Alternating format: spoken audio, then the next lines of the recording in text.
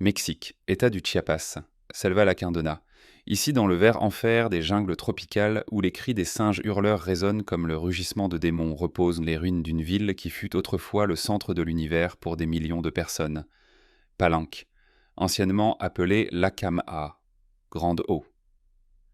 Pendant 1000 ans, cette ville a dormi sous un lourd manteau de lianes de mousse et de racines de géants arbres de ceiba. Ces temples blancs autrefois peints en rouge vif avec de la cinabre sont devenus gris et sans vie. Ces rois se sont transformés en poussière.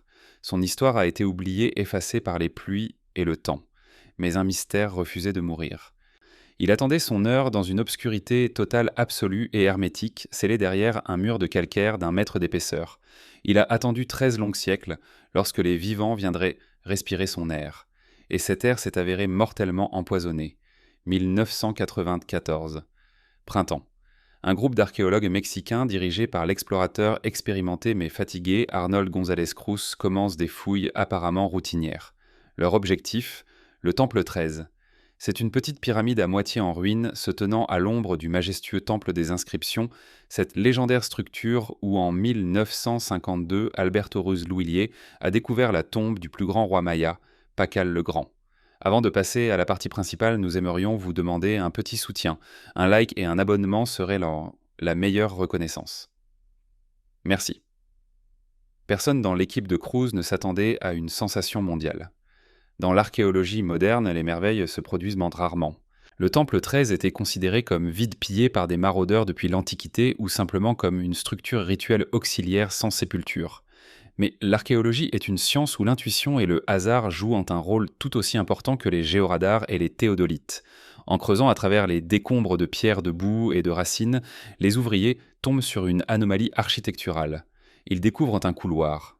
Un passage étroit intentionnellement avec une minutie maniaque obstruée de pierres et de terre. Dans la terminologie des mayanistes, cela s'appelle un remplissage de construction, c'est un bouchon, un seau, un signe que les Mayas ne voulaient pas que quelqu'un entre ici. Jamais. Ils ont scellé cet endroit comme s'ils essayaient de garder quelque chose de terrible à l'intérieur, ou d'empêcher quelqu'un de dangereux à l'extérieur. Le nettoyage du tunnel a pris des jours de travail épuisant et harassant. Une chaleur proche de 40 degrés, une humidité de 98%. Un air stagnant, le risque d'effondrement de la voûte. Et voilà un cul-de-sac, un mur de calcaire sourd. Mais ce n'était pas une roche naturelle. C'était une maçonnerie artificielle scellée avec un mortier ultra résistant qui, au fil des siècles, est devenu plus dur que le béton. Un petit trou a été foré, un endoscope optique y a été introduit. Un rayon de lumière coupant à travers l'obscurité de millénaires a révélé quelque chose d'incroyable. Un vide, une pièce, entière non pillée. De chaque côté du monolithe central se trouvaient des silhouettes floues. Lorsque les archéologues ont enfin démonté la maçonnerie et sont entrés, ils se sont retrouvés dans un cauchemar surréaliste.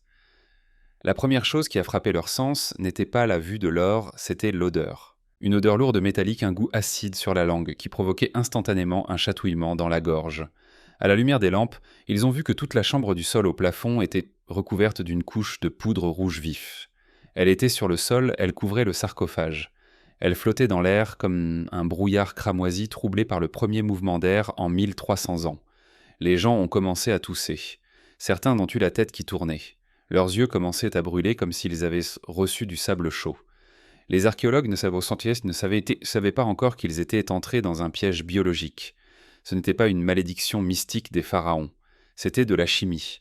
Une chimie ancienne calculée, coûteuse et impitoyable. Nous entamons une enquête globale sur l'un des mystères les plus sombres et majestueux du Nouveau Monde.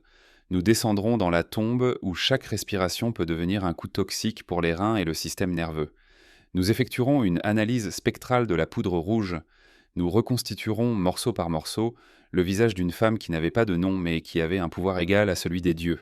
Et nous découvrirons pourquoi les Mayas ont transformé son dernier lieu de repos en un réservoir toxique si dangereux qu'il était effrayant de le toucher même des millénaires plus tard. Mais y accéder était difficile. Le sol était jonché de poudre rouge. Les archéologues ont immédiatement prélevé des échantillons, une analyse sur le terrain, puis des tests en laboratoire à Mexico ont confirmé les pires craintes. Ce n'était pas de l'oxyde de fer de la rouille. Ce n'était pas de l'ocre que les anciens utilisaient depuis des dizaines de milliers d'années pour la peinture rupestre et la décoration des corps. C'était de la cinabre. La formule chimique, sulfure de mercure, Le sulfure de mercure est le minéral mercuriel le plus courant, et c'est le toxique naturel le plus puissant. Sous forme compacte en tant que pierre, la cinabre est relativement sûre, mais les Mayas l'ont transformée en arme. Ils ont broyé le minerai en une poussière extrêmement fine, nanodispersée. Sous cette forme, elle est mortellement dangereuse. Lorsqu'elle est inhalée, les microparticules de mercure pénètrent dans les poumons, sont absorbées dans le sang et se propagent dans tout le corps. Le mercure est un neurotoxique cumulatif. Il s'accumule dans les reins, le foie et surtout dans le cerveau. Il détruit les connexions neuronales. Il provoque des tremblements, des hallucinations, la folie. Rappelez-vous du chapelier fou qui inhalait des vapeurs de mercure. Insuffisance organique et mort douloureuse. Les anciens Mayas ont enseveli cette tombe sous des kilogrammes de ce poison. Ils n'ont pas simplement saupoudré le corps. Symboliquement, ils ont littéralement noyé la défunte dans le mercure. La couche de poudre atteignait plusieurs centimètres. Pourquoi ici se cache un double sens qui unit mystique et pragmatisme? Premièrement, protection biologique. La cinabre possède de puissantes propriétés antiseptiques et conservatrices. Le mercure tue les bactéries, les champignons et les insectes. Il empêche la décomposition. Il conserve la chair. Les Mayas voulaient que cette femme vive éternellement. Et ils l'ont conservée dans un cocon rouge toxique, créant une capsule de temps stérile. Deuxièmement, protection contre les voleurs. Les Mayas connaissaient parfaitement les propriétés du mercure. Ils l'extraient dans les mines. Et les mineurs mouraient d'un jeûne.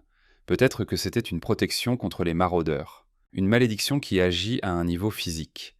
Celui qui s'introduira ici pour voler du jade inhalera la mort rouge. Il commencera à cracher du sang, perdra la raison et mourra. Un système de sécurité parfait et éternel. Troisièmement, la couleur de la résurrection. Pour les Mayas, le rouge est la couleur de l'Est, la couleur du soleil, le vent, la couleur de la vie. En recouvrant le corps de rouge, il camouflait la mort. Il donnait à l'âme le combustible pour la renaissance. L'opération d'ouverture du sarcophage est devenue l'une des plus techniquement complexes et psychologiquement tendues de l'histoire de l'archéologie mexicaine. Le couvercle pesant plus d'une tonne a été soulevé à l'aide de vérins hydrauliques millimètre par millimètre, en essayant de ne pas endommager le contenu et, ce qui est plus important, de ne pas soulever un nuage de poussière toxique dans un espace confiné. Il n'y avait pas de ventilation, la chaleur était insupportable. Les gens travaillaient avec des masques, mais la peur pénétrait sous la peau. Lorsque la dalle a glissé et que le faisceau de lumière est tombé à l'intérieur, les archéologues ont vu un spectacle qui est entré dans l'histoire à jamais. À l'intérieur de la boîte en pierre, il n'y avait pas d'espace vide. Tout l'espace était rempli de poudre rouge. Il semblait que le sarcophage était plein jusqu'au bord de sang épais et coagulé.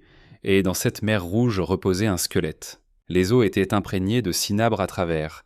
Ils avaient cessé d'être blancs ou jaunes. Ils étaient devenus d'un rouge vif presque lumineux dans l'obscurité. Le mercure avait pénétré dans la structure du calcium à un niveau moléculaire. Autour du crâne se trouvaient des centaines de milliers de morceaux de pierre verte. Jade malachite, jadéite obsidienne. C'était un masque funéraire. Mais le temps et la gravité avaient détruit sa base. Probablement en bois ou en stuc, et la mosaïque s'était effondrée collant au crâne comme une seconde peau. Le corps était littéralement couvert de trésors. Les bijoux étaient superposés. Sur la tête, les restes d'une coiffe complexe et d'une diadème de disques de jade plat. Au cou, de lourds colliers faits de centaines de perles. Sur la poitrine, des pectoraux complexes, des ornements de poitrine. Aux poignets, de larges bracelets. Dans chaque main, le squelette tenait une figurine en jade et une grande perle parfaitement ronde. Aux chevilles et les chevilles, des bracelets de perles. La richesse de cette sépulture rivalisait et, dans certains cas, surpassait la tombe de Pakal le Grand lui-même. En termes de jade, la pierre sacrée des Mayas qui était plus précieuse que l'or, parce que l'or n'est qu'un métal, tandis que le jade est le souffle de la terre, la couleur de la vie. Cette femme était plus riche que de nombreux rois. Mais qui était-elle? L'absence d'inscription rendait les scientifiques fous. D'habitude, sur les sarcophages et les murs des tombes mayas, on écrit des biographies entières. Ici repose tel ou tel fils de tel ou tel né le jour 8 Ahau, monté sur le trône. Ici un silence résonnant et terrifiant. Des murs lisses, un sarcophage pur. Ce fait a engendré de nombreuses théories. Exil banishment, ou au contraire son statut était tellement élevé, sacré et évident pour ses contemporains que signer la tombe aurait été une insulte. On ne signe pas l'autel de la divinité principale. Elle a été surnommée la Reine Rouge par Lorraine Roa. Ce nom est devenu une marque cachant le mystère de son identité. Mais le squelette est aussi un livre si l'on sait le lire. Les anthropologues et les paléopathologistes ont commencé une analyse détaillée. Chaque os a été extrait nettoyé autant que possible de l'incrustation de mercure et examiné au microscope. Premièrement, le sexe, c'était une femme. Le bassin large caractéristique d'une femme ayant accouché. Le crâne gracile. Deuxièmement, l'âge, environ 50 à 60 ans. Pour les Mayas du 7e siècle où l'espérance de vie était de 35 à 40 ans, c'est un âge avancé. Elle a survécu à la plupart de ses contemporains. Troisièmement, la taille est environ 154 cm, une taille normale pour une femme de la haute noblesse maya. Les bébés avaient la tête aplatie avec 2 planches de bois pour obtenir un profil divin allongé, semblable à un épi de maïs, plante sacrée. Cela confirmait sa haute royale ascendance. Cela était interdit aux roturiers sous peine de mort. Cinquièmement, les maladies. Les os ont révélé des souffrances. Une ostéoporose sévère, une fragilité des os, conséquence de l'âge et des grossesses. Une sinusite chronique avancée, inflammation des sinus qui probablement l'a tourmentée pendant des années avec des maux de tête constants. Des abcès dentaires, elle a éprouvé de vives douleurs dentaires. La vie de la reine dans les tropiques n'était pas un paradis. Elle vivait avec une douleur constante qu'elle a probablement étouffée avec des teintures narcotiques. Sixièmement, le régime. L'analyse a montré qu'elle se nourrissait très bien. Beaucoup de protéines animales du gibier, du pécari, du maïs. Aucun signe de malnutrition dans l'enfance. Elle est née dans le luxe, mais le résultat le plus intéressant, le plus détective, a été donné par l'analyse isotopique du strontium dans l'émail des dents. Nous sommes ce que nous mangeons et buvons. L'eau et le sol dans différentes régions géologiques ont des compositions isotopiques différentes qui restent à jamais gravées dans les dents lorsqu'elles se forment dans l'enfance. L'analyse a révélé une sensation, elle n'est pas originaire de Palenque. Elle est née ailleurs dans une région avec d'autres sols et une autre eau. Elle est arrivée à Palenque en tant que femme adulte ou adolescente. Cela a réduit le cercle des suspects au minimum. Mariage politique, union dynastique. Une princesse d'une autre ville venue pour devenir reine et renforcer l'empire. Pour révéler l'identité de la Reine Rouge de manière définitive, les scientifiques ont pris des mesures extrêmes. Analyse ADN, c'était incroyablement difficile. La cinabre qui a préservé la forme des os a détruit l'organique à un niveau moléculaire. Le mercure est un puissant inhibiteur des réactions chimiques. Il bloque l'ADN polymérase, une enzyme utilisée pour copier l'ADN en laboratoire PCR. Le mercure casse littéralement le code génétique, rompant les chaînes. Les premières tentatives ont échoué. L'équipement devenait fou à cause de la quantité de toxines dans les échantillons. Mais la science ne reste pas immobile. Après des années en utilisant les dernières méthodes de purification et de séquençage de nouvelles générations, les scientifiques ont réussi à extraire des fragments d'ADN mitochondrial. Les scientifiques ont comparé cet ADN à celui de Pascal le Grand. Ces restes étaient également disponibles pour la science. Des parents, la réponse était négative. Ils n'étaient pas des parents par la lignée maternelle. Cela excluait la version populaire selon laquelle elle aurait pu être sa sœur. L'inceste dans les familles mayas se produisait pour préserver la pureté du sang, ou sa mère. Il ne restait qu'une seule version principale, la plus logique et la plus belle. Épouse. Dans les chroniques historiques de Palenque, gravées sur des stèles et des panneaux de temples, il est fait mention de l'épouse de Pakal. Elle s'appelait Ish Chakbu Ahau, Chakbu Ajao, Chakbu Ajao. Son nom peut être traduit par maîtresse séquence du serpent blanc ou maîtresse créatrice des seigneurs. Elle était une princesse d'une cité-État située dans la région de l'actuel État de Tabasco, peut-être Tortuguero ou Uxtecu. Cela correspond parfaitement aux données de l'analyse isotopique. Elle est d'origine étrangère. Les chroniques disent qu'elle est arrivée à Palenque en 626 pour épouser le jeune roi ambitieux Pakal qui avait besoin de renforcer son pouvoir. Elle lui a donné des héritiers, 2 futurs rois, Kinich Khan Ba'alam, 2 constructeurs du temple de la croix, et Kinich Khan Hoichitam II. C'est que son ventre qui a assuré la continuité de la dynastie la plus puissante de l'histoire des Mayas du période classique. Elle était la matriarche. Les dates correspondent parfaitement. Ish Chakbu Ahau est morte le 16 novembre 672. Pakal est mort plus tard en 683. Cela explique l'emplacement de la tombe. Elle est enterrée à côté de lui, épaule contre épaule, mais dans une pyramide de taille plus modeste, car elle est morte plus tôt et le complexe était encore en construction. Pakalki l'a survécu de 10 ans à veiller à ce qu'elle soit près de lui. Il ne voulait pas se séparer d'elle même dans la mort. N'oublions pas les 2 autres squelettes trouvés dans la tombe en dehors du sarcophage. Ils sont souvent oubliés dans les récits populaires, mais ils sont la clé pour comprendre le drame et la cruauté de ce monde. Qui étaient-ils? C'était une femme d'environ 30 ans et un garçon d'environ 11 ans. On a également trouvé des traces de cinabre sur leurs os, mais beaucoup moins. Ils n'ont pas été ensevelis, ils ont simplement été marqués. Ils ont été tués. C'était un meurtre rituel froid et calculé directement dans la chambre. Sur les côtes de la femme, il y a des marques indiquant une ouverture de la cage thoracique, probablement l'extraction du cœur avec un couteau en obsidienne. Le garçon peut-être a été étranglé ou empoisonné. Ils ont été placés sur le sol juste sur la pierre au pied du sarcophage, comme des chiens fidèles au pied de leur maître. Cruauté de notre point de vue humaniste absolument. Pour les Mayas du 7e siècle, une nécessité théologique sévère.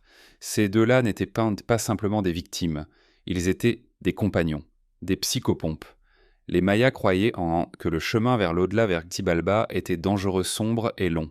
La reine habituée aux serviteurs avait besoin d'assistants de guide d'une suite. Ces 2-là devaient servir Ish-Shakbu Ahau dans le monde des ombres, lui préparer à manger. L'habiller portait ses affaires, la protéger des démons. Leurs âmes devaient nourrir ces voyages de leur énergie. L'analyse ADN de ces victimes a montré qu'elles étaient locales, probablement des serviteurs de palais bien-aimés ou des nobles capturés lors de guerres. Leur vie était une monnaie d'échange pour l'éternité de leur maîtresse. Cela ajoute une noirceur à l'ensemble du tableau. La tombe de la Reine Rouge n'est pas simplement un caveau, c'est un lieu de double meurtre, une scène de crime figée dans le temps sous une couche de poison rouge. La masque mérite une attention particulière. Ce sont des chefs-d'œuvre de restauration. Lorsque le crâne a été nettoyé de la poussière toxique, les restaurateurs ont rassemblé des centaines de minuscules fragments de pierre verte. C'était un puzzle tridimensionnel sans image. Le masque de la Reine Rouge diffère du masque de Pakal.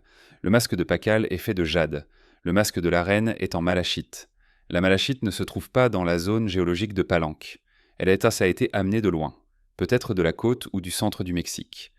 C'était une importation très rare. Cela souligne encore son statut et son origine étrangère. Elle a apporté ses traditions, ses pierres.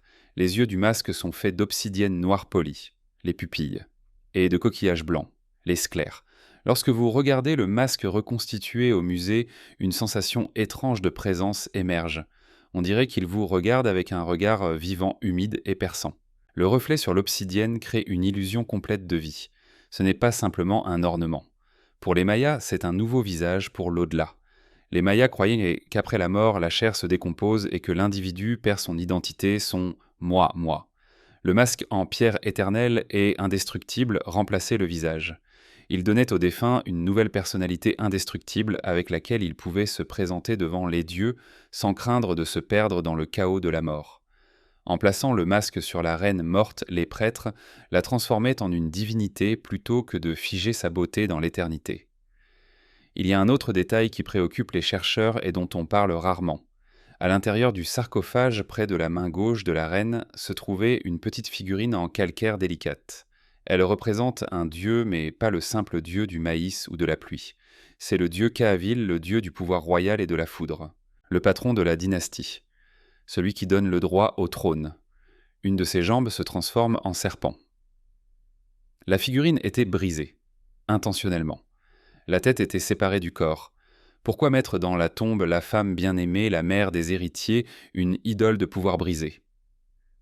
Cela peut indiquer beaucoup de choses. Peut-être une crise politique au moment de sa mort. Des guerres avec les villes ennemies de Tonina ou Colocmul. La peur de l'avenir. Ou cela pouvait être un geste personnel de Pakal lui-même. Un symbole qu'avec sa mort, une partie de son pouvoir, une partie de sa force, une partie de sa lumière était brisée et morte avec elle. Que sans elle, son sceptre n'était plus aussi fort, qu'elle était son soutien, et maintenant ce soutien est brisé. Cela rend l'histoire non seulement une chronique archéologique sèche d'une dynastie, mais un véritable drame humain. Le grand Pakal, constructeur d'un empire architecte de Palenque, se tenait au-dessus du corps de sa femme, inhalant des vapeurs toxiques de mercure, risquant sa vie, et a jeté dans le tombeau le dieu brisé disant adieu à celle qui avait été son partenaire pendant un demi-siècle. C'est un moment d'intimité qui a traversé les millénaires. La découverte de la tombe de la Reine Rouge a bouleversé la perception du rôle des femmes dans la civilisation maya. Auparavant, au milieu du XXe siècle, on pensait que les femmes n'étaient que des ombres, des grands rois, des mères d'héritiers. Mais la taille du sarcophage, la quantité de bijoux, un temple séparé au centre de la ville, et surtout la quantité de la précieuse cinabre transportée sur des centaines de kilomètres depuis des zones volcaniques, disent le contraire. Elle n'était pas simplement une épouse, elle était une co-régente. Elle était la matriarche. La génétique a montré que c'est sa lignée qui a continué à régner sur Palenque. Pakal était grand, il a vécu 80 ans, mais la légitimité de ses enfants provenait précisément du sang d'Ishchakbu Ahau, princesse de sang ancien. Aujourd'hui, le squelette de la Reine Rouge est rentré chez lui. Après de longues années d'études dans les laboratoires de Mexico, il a été ramené à Palenque. Il est conservé dans une boîte climatique spéciale au musée Alberto Ruz Lhuillier, près du lieu de la découverte. La cinabre est toujours sur les os. Il est impossible de l'enlever complètement. Elle est devenue une partie de la reine. La reine restera rouge pour toujours. Cette découverte nous rappelle que l'archéologie n'est pas seulement la romance d'Indiana Jones. C'est une science dangereuse, sale et toxique. En inhalant la poussière des siècles, nous risquons d'inhaler aussi les démons du passé, littéralement. La cinabre dans la tombe de Palenque est un message à travers les siècles. Ne touche pas. Cela appartient à l'éternité. C'est sacré et dangereux. Mais nous avons touché. Nous avons rompu le sceau. Et grâce au courage ou à l'imprudence scientifique du groupe d'Arnold González Cruz, nous savons maintenant le visage de la femme qui se tenait derrière le trône du roi Maya le plus puissant. Nous savons que l'amour, la mort et le pouvoir dans le monde ancien avaient une couleur. Et cette couleur était rouge. La couleur du sang, la couleur du mercure, la couleur de l'immortalité toxique. L'histoire est certes terminée, mais le brouillard rouge de Palenque flotte encore au-dessus des jungles. Un immense merci à tous ceux qui ont regardé cet épisode jusqu'à la fin. Votre soutien, vos likes et vos abonnements sont très importants pour nous. Et n'oubliez pas d'activer la cloche pour rester toujours informé des dernières nouvelles et ne pas manquer nos nouvelles vidéos.